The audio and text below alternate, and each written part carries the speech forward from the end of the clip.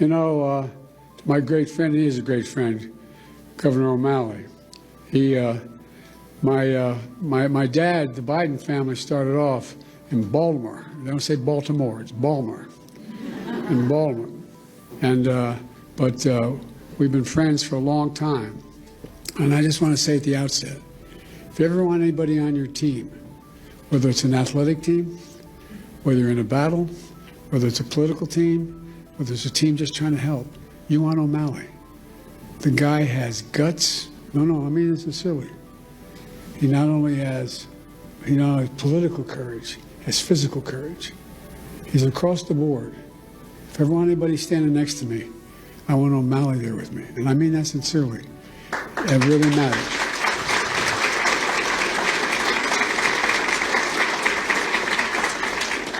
You know, I always kid Maryland because Delaware, the second smallest state, we share the eastern shore of Maryland with Maryland. But we're close friends. And folks, it's no surprise that he did a hell of a job when I asked him to be commissioner of the Social Security. And the reason I did that is not an ordinary transition for a governor. But I knew, I mean this from the bottom of my heart, I knew we needed someone with some guts, some toughness, who'd fight for every single penny that it needed, that would try to restore the integrity of the system. And to everyone here today, I want to thank you, all of you, very much for this award. It means a great deal to me coming from you. And I mean that sincerely. It means a great deal. You're in the front lines every single day. You're helping, you're advocating for your fellow Americans, Americans with disability. It's a big deal. We talk about what happened in the physical side of it if we didn't have Social Security.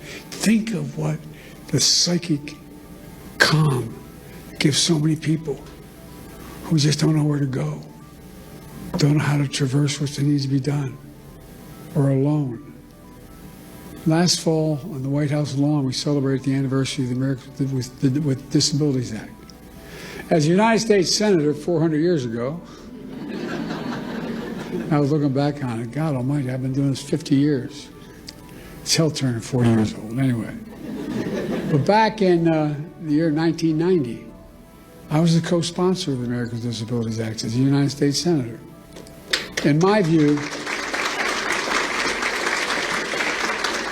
and I suspect many of you, it was one of the most consequential civil rights laws in American history.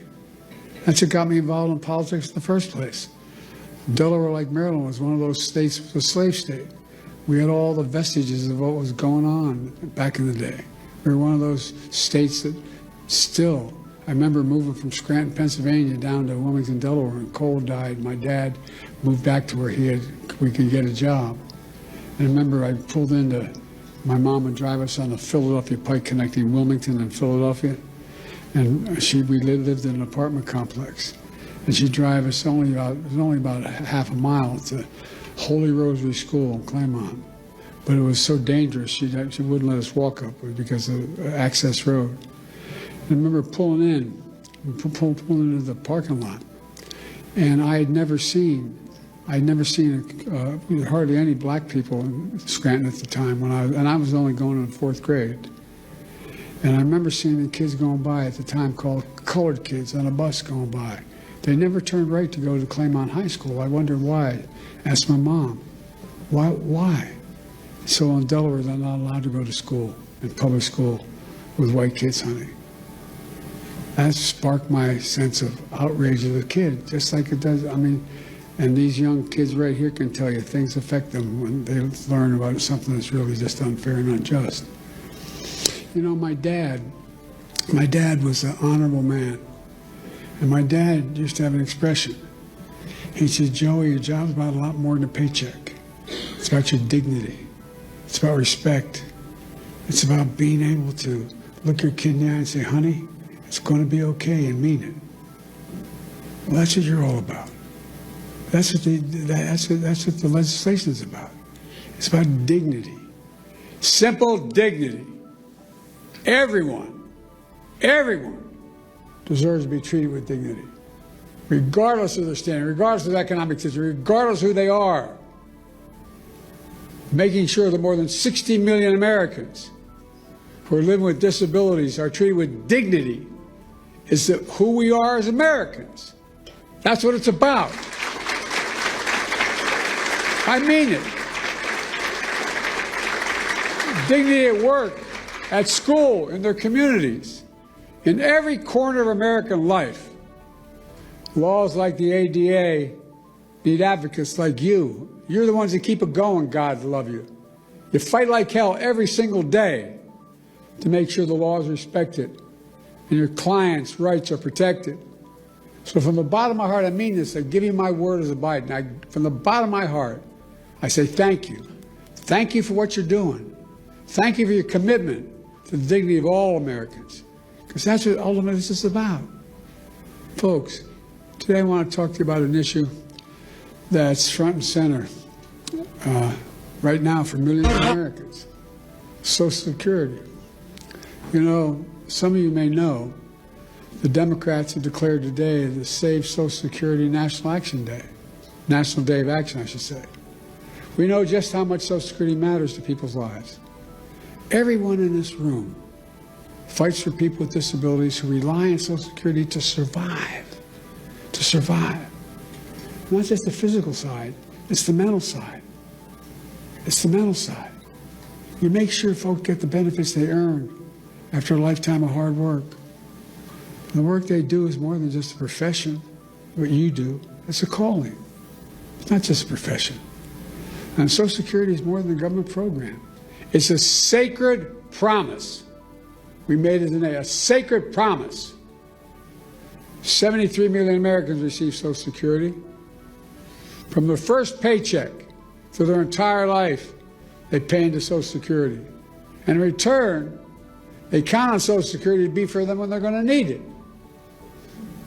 Folks, must never ever betray that trust or turn our backs on that obligation. That's why during my presidency, we protected Social Security and made it stronger. Martin, the governor, can tell you. We came into office, Social Security Administration had its lowest staffing, she referenced it, lowest staffing levels in 50 years. And demand was going through the roof because of my generation and the baby boom generation reaching the retirement age. So the demands on Social Security increased significantly. Our administration secured nearly $2 billion to reduce the backlogs and improve customer service. We slashed wait times for folks in need. We're calling the 1-800 number. We got it down to under 13 minutes. It used to be 3 times that long when we took office. We made it easier for people to get help with their claims online. We reduced how long it takes to review a case. We fixed the appeal system to make it uniform in all 50 states, which made a difference.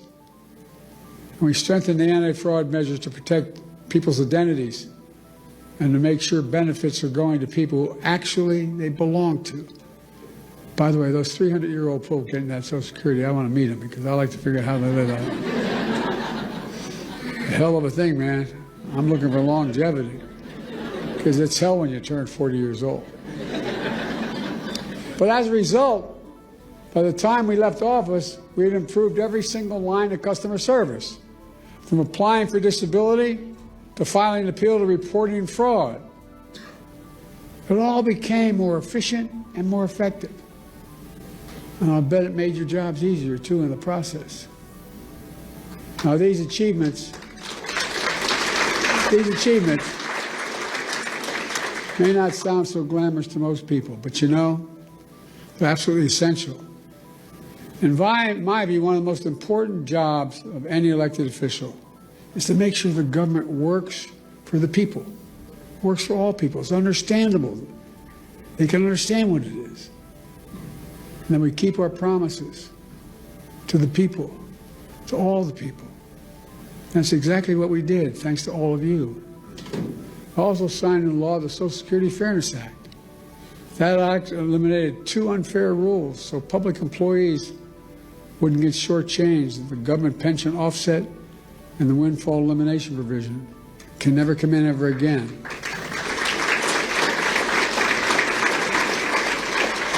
But as a result, more than 2 million people are now finally receiving the full benefits they earned. And remember, we also face the constant threat by some members, Republican members of the Congress, to cut and gut Social Security, period. Cut and gut it, period. They wanted to let Social Security expire every 5 years. That was the proposal. Let it expire every 5 years unless reauthorized by the Congress. Who in the hell do they think they are? Every 5 years and then wait around and be... no. I will not go further or get in trouble, but look, folks.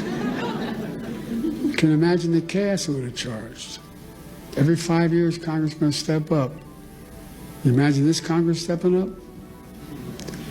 They threatened to raise the retirement age as well. Now, that might not be a hardship for someone working in a comfortable job. But if you're on your feet all day, you're doing manual labor all day, you're working with a disability, it's a very different matter. And then they even tried to force cuts on Social Security during the negotiation of the debt ceiling. These are wonderful guys.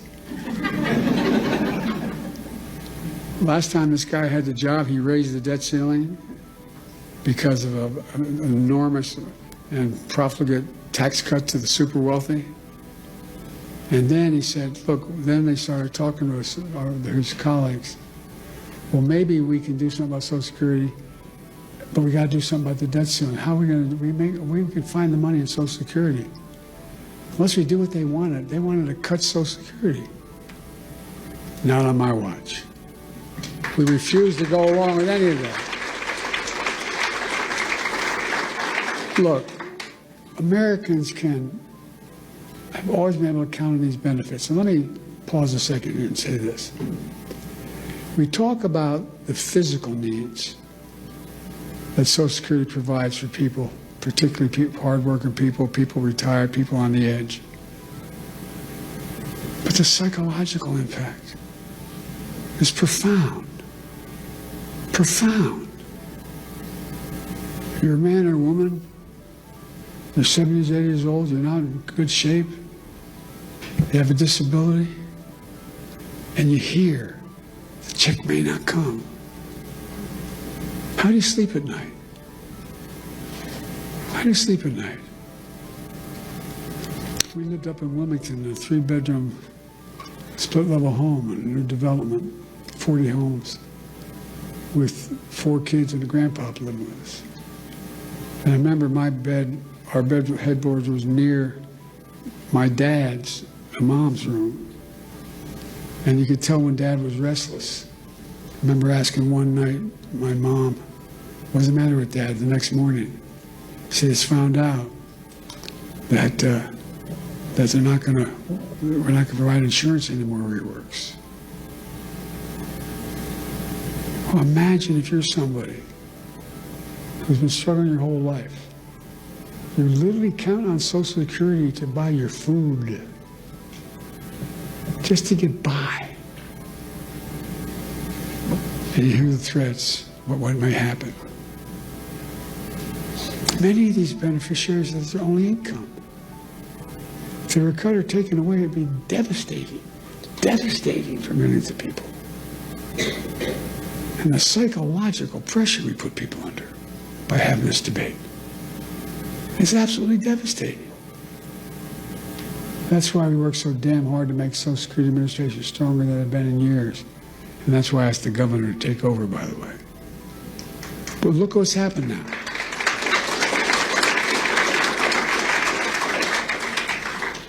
Fewer than 100 days, this new administration has done so much damage and so much destruction.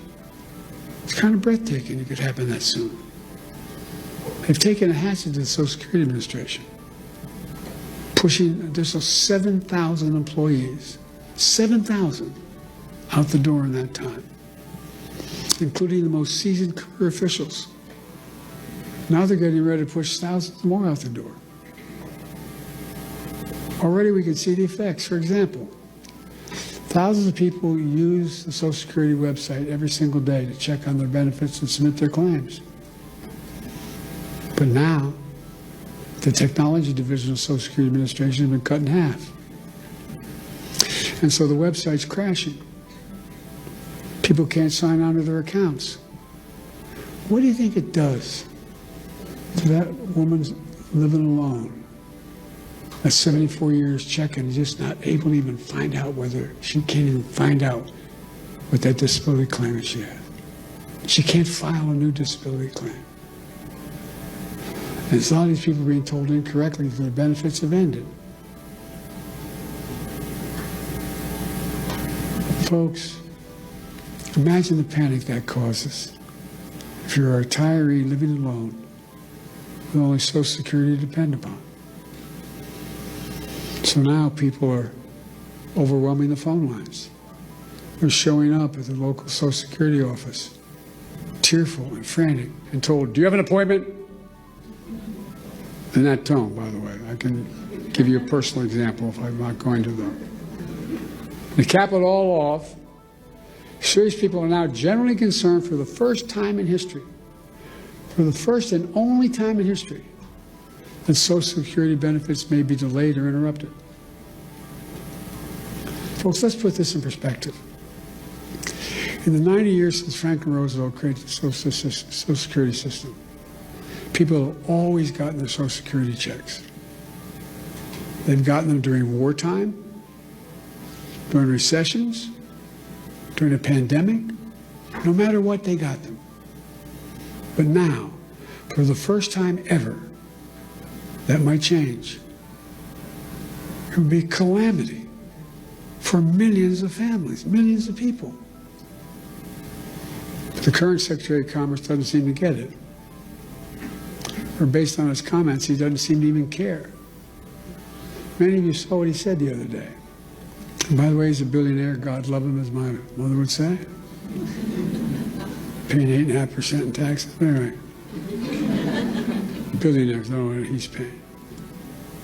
But when he talked about the possibility of the Social Security checks not going out this month, he shrugged it off. Here's what he said. He said his 94-year-old mother-in-law wouldn't complain, wouldn't bother her. She's probably a lovely woman. No kidding. Her son-in-law is a billionaire. What about that 94-year-old mother living all by herself? Doesn't have a billionaire in the family. Or all the retirees who depend on that monthly check to feed themselves. All those people with disabilities have no other source. What about all those people? That's who you fight for. So they so desperately need you. And folks, it's not just the Secretary of Commerce. We heard how others, empowered and emboldened by this administration, talk about Social Security. One of them called it a Ponzi scheme. A Ponzi scheme? What the hell are they talking about? People earn these benefits. They paid into that benefit. They rely on that benefit. And no one should take it away. You know, Franklin Roosevelt had a different view. He was president coming out of the Great Depression. He and all his colleagues saw great suffering, so much poverty. He also took steps to raise standard of living for ordinary Americans, including creating Social Security. He himself was from a very wealthy family. He didn't need Social Security, but understood how much it would mean to millions of Americans. He knew it would make America stronger in the process, and it has. It makes our economy stronger. It makes the community stronger. It makes families stronger. It gives peace of mind. And so the vast majority of Americans, including many wealthy Americans, still support, thank God, Social Security. And very wealthy billionaires still support Social Security. They may not rely on themselves, but they know Social Security deserves to be protected for the good of the nation as a whole.